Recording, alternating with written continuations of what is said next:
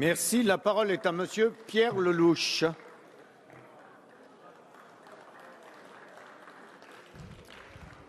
Merci, Monsieur le Président.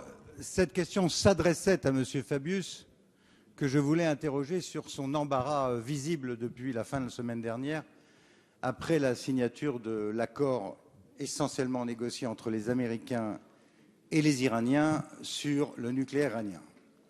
Monsieur Fabius a montré cet embarras hier. Il était au courant que j'allais lui poser cette question. Je veux voir, dans son absence, une preuve supplémentaire de son embarras.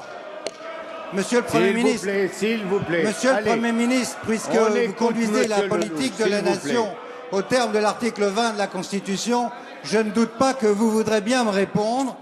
La France, au départ, avait une position très faible sur ce dossier. Oui au nucléaire civil, non à la bombe.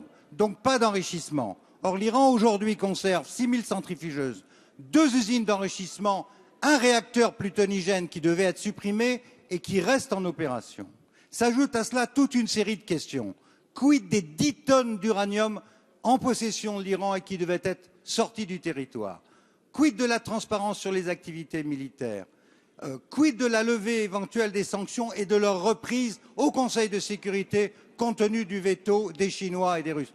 Toutes ces questions, y compris sur la transparence aussi des activités militaires iraniennes sur lesquelles nous n'avons aucune précision. Voilà la raison pour laquelle, sur les bancs de l'opposition, nous vous demandons beaucoup de fermeté, beaucoup d'exigences d'ici la conclusion éventuelle de cet accord en juin. D'ores et déjà, la Turquie, l'Arabie saoudite et bien sûr Israël montrent les plus grandes inquiétudes et tout le monde demande désormais le droit d'enrichir de l'uranium. Donc une question extrêmement grave pour l'avenir de notre pays. Pour ça que je regrette l'absence de M. Fabius, qui était théoriquement aux négociations. Je voudrais connaître, Monsieur le Premier ministre, la position du gouvernement dans les mois qui nous séparent de la signature de cet accord. Merci. La parole est à Monsieur Harlem Désir.